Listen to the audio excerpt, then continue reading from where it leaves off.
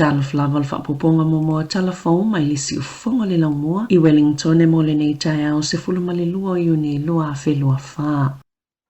Ua whaamaoni ele matanga luenga wa onga nisi ngā luenga I tusamale se lau whaas fuluono o le a whaamalo lo ma usilia ma le fitu se lau tangata ua vahea o lo whailoini pe po whaamaumaunga le whaamalo lo ele matanga luenga o le awhala na au whainga luenga I le itu tau I whaamaumaunga whaate konolosi. Tutoe aina o le se lau tolu sifulu awano whainga luenga o lo ia I le taimi nei o le a fuafuanga le a whaasawa ina le tusamale fitu tesimale tolu miliona tala I le tausanga pe ona ta wele pe po whaamaumaunga na ta wale whailau tu silango lango le pisa a. O lea whai unga pitola tamai o le aleto e mawenga luenga silia mare fitu se lau I le matanga luenga wa onga. Ua whaasilsila leo se tau I tau tupe balu sifulu afe tā la moni whaamatalanga I mawhaiona mawatu e winga I le tamaa marokopa o Tom Phillips malana whanau e tolu ina ia mawhaiona tui whaafu I saunga le mu I lātou ilo lātou a inga o te se malua whelua tasi na amataiona leilo loa tamai te tolu o empa valu tau sanga Maverick Eva ma tiede se fulu tau sanga ina ua avelo lātou tamai se no whanga whaalilo lilo e iei lava le tanitonunga o leo saile tu I sisifo waikato I tonu lava o marokopa o lo popole leo mo leo la lau leo tamaiti o na ua lua ma le afa tau sanga o no nofu wha esea ai le isi fesa o ta inga maisi tangata e au no fo imania o onga tala whea ngai. Whapia fo I lewa aingolo lātou o la maloloina. E leise a ia whaamto la whonoa Phillips e nā te tau fi ita maiti. Ma o le ala leo le sa ilia leo ma ua iei fo ilona tusi sai. E tali tonu leo iei le tangata po nisi fo ilo sosoani le tamaa I le whaalafinga o lana whanau. Ma o la lātou talo sanga e siliona tuu ai longo atu le ofisa. O le ailo le komisina o leo lau wha ingo le tau I tau tupe. Ma vai tangata o le ama whaiona maua tuini whaamatalanga e so soani su e ia maua Phillips malana whanau. E wawe te leona ta si e company penisini a lātou tau, ai tuwai ona whaapa ue tu saima se whaamatalanga le komisi e tuli mataina, po o muli ta ia pisinisi le tu la fono, o fi whaatawa inga tāla whea ngai. O le whaatuwai ona whaapa ue tau o penisini, wa ngā wele se 5 miliona tāla o tu pelau whaita wale afi I le tausanga I pāmu penisini. O ilo ilonga le komisi mo whaamaumongo penisini wa whaaili ai. Le wawe te leona ta si I o tau, e tali eisi I tanga o ia o loa peitai, au ina pa ule tau le suau u po le whaafisu ia inga o tupe ia tunu u. E tuwai tele o na sau ilalo tau o penisini a company na whaalia le komisina Brian Chappell. O lo umi tele taimi e tutongi e avita avale ni tau nga tau penisini na ilo tau e te tau ona o lātou tutongina. O lea ua maua lava whaamauninga mamuli mau. O le whaatu maua I lava e company penisini o tau. Ini tūlanga mau lulunga ai ua mai ona whaapa ui a tau ma e o atu lava I le tailua vai aso le umi. O lo ngā wai tupe tangata New Zealand na tā o le komisina o le amata I tuto o le komisi ngā ioinga nei I le whainga o tau o penisini ai mai se lawa I le tō malo au kilani au le ave seina le la fonga mo le tau o penisini I le aso tolu se fulu o iuni e se fulu tasi tesi malilima sene o le apa o le tau o le penisini le tō malo au kilani a matatu I le aso mua o iulai. O lo tau fiele fale ma isa tamai titia o ngai le University o Kilani mai no fotu mau ina ufa maonia wa fiele fa mai o le fiva fai ai. Sa ngā lulu e fa tasi le University malpule nga fa itu malo le soifo malo loina lau tele e mata itu tutu o le tamai titi wa afia masa ili po aini si sala talata ie tu sai ma se fa matalanga a se so upo le University o Kilani. E to otolu ni si tangata ino nofo fa tasi male wa afia ma ilato ia o lo upito sili ona ia I se tūlanga la matia ai mo le taimi nei ele ia I se whaamauninga pe ua awhia ai manisi.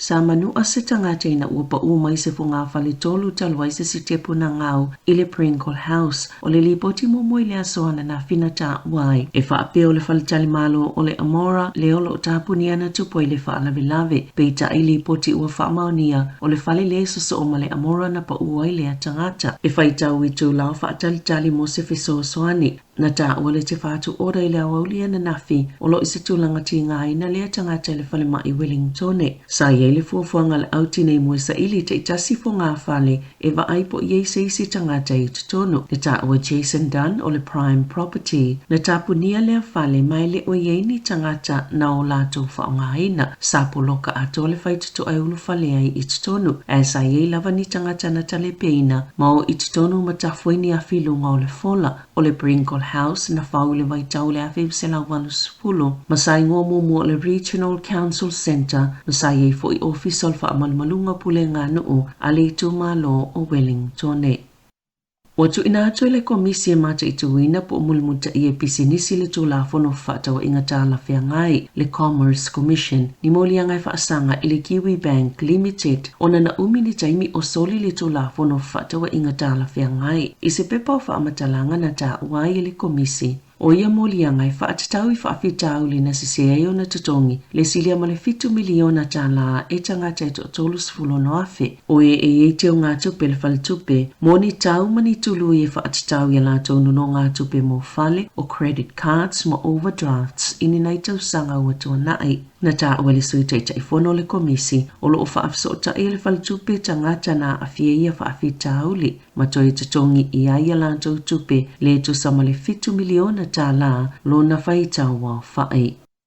O le foma i mata kala i stete le na whale pui pui na uta mawhai whao o le o timalo na loto iai i se whai pisinisi ua ta ue whaapea o le paanga le whaamasino o whaamasino nga whaitu malo Jane Farish. O le so whao au kusa lua whelua lua na whaailoalo i ele ngau pe wale ini tupe leli i fō mai. Mana liputia na nga i tutonu le whale o Alberto Chiacarelli ma tau mawhai e whana a o whai tau mawhatanga malona to olua. E lata i le fitu tau sanga ua no fosala i leli i fō mai le whale pui pui. E lua tau sanga o whinaula na paanga. Ina ia awane i whaailoa ina lo na ingoa pe tai o le asoa na nafi na whai se whai ungal whaamsinonga sili. O le ana atia pea nisi o muli mau manisi o vai ungal whaamsinonga. Aile o mawhai ona toe na atia lona ingoa whaape malona pi itanga i lele i fō mai. E iwa ni la au malolo sipo ni whana sa umia ina lele i fō mai o Ian Tallison whaatasi manipulu whana i silia male selau sa ia te ia le teimina malanga i le whale o le na ia tau mawhai whao o ia i leoti e tu saima whaamau maunga a leo leo.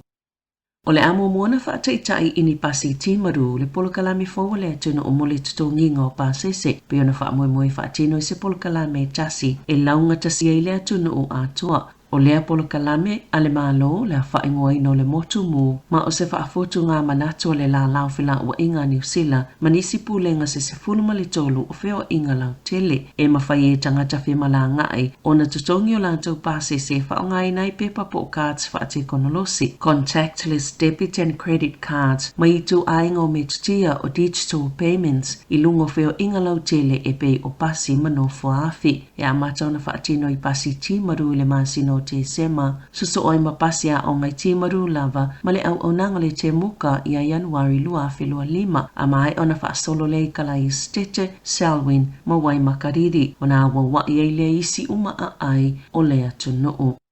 Sa whaitio ina le whainga malo, ona ua awe le whaamumue le whaatupenga le puipuinga o awala mai omo ai ngalo i tanga se ngase i le kānesa. Peita ina sauno le Minster tupe Nicola Willis, o lo ngalulu e pei le Jamie nei whaatupe whala au. Mō kānesa i sau lātou fola i le taimo le whainga pālota, le i au fiela lātou pāketi, po le tala whaatatau au tu o le tupe le nei tau sanga. O se tamai au kilani a fie le kānesa, le bowel cancer, o lo o i tutongina le lata i le lima se fulua fita la mai ana ia lava vai ngā tupe. Mo se fuala au e tonga fiti eilo na kānesa o se tasi o tonga fiti ngā sa fola i le pāle mia o la whaatupe ina le mālo pe a pale mai. Ele o whaatupe ina le whāme le Cetuximab pe ta ina ta ue le fōma ia lea tama e 5% le avanoe mawhaiona ia maua e soifua ai mo le isi 5 tausanga pe a whaatau no le folfolanga le mālo. Na sauno Willis o lo ngā lulue i eile mālo i la asanga i whaamautinoa e mawhai ona whaatupeina ni si fuala au i le lumanai.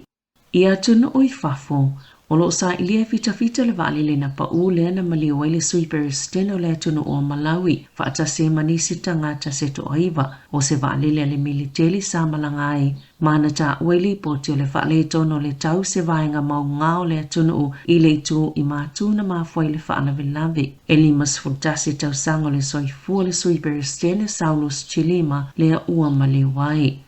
Wa whamaoni ani moli angon soltula fono nga se tolo le atali o le Presidente o le United States of America, Hunter Biden. E whaatataula na whaataunga o se whanai le tau sanga lua fesfuluvalu. Sa whina wai e na moli e na oia, sa pepelo le atali o le Presidente le whaatumunga o se pepa. I le whaataunga o le whanai whaapeana tele i whaongai na whaasoltula fono ni fuala au whaasaina. Ele i loa le aso e la wailo na whaasalanga. Ai oia soltula fono e o atu le 25 tau sanga. I le fale pui pui e ui o tangata whaato a soltula fono e le taitei ona la talata i lea taimi umia no fusala i fale pui pui e le o manino foi pe ono tuli itua lona whaasalanga. I ta alonga, e to ono ni tamafauele i ta alo mo ni ta alonga whaavao malo mo le aula kapi a Engelani wao fia li to otolus fulono filfilia leo le amalanga ta amilo ya pani whaapea ai mani usila o lo wao fia ili ina skoa silia li nei tau sanga ili ta amilo sanga i Engelani mo le atali o se tasina wingi ila lato au tele o le asoluas fululu o le masina nei ta alo i Engelani ma ya pani i Tokyo ai ta alo mani usila i Dunedin ili aso ono Yulai ma le aso sfultolo Yulai i au kilani. O Afrika i saute le au mumua o mautino le o fiatu i awe walu pito ilunga le ipola langi o le kilikiti o ovata i luas fulu ina o manu malo ya Bangladesh i le kulu puti. E tolu manu malo Afrika i saute mayana ta alonga i tolu i la lato pulu au Bangladesh e tasi le manu malo ma le faya ina e tasi. Tala fawia malisi ufonga le laumua mo le nei vaenga o le tae au.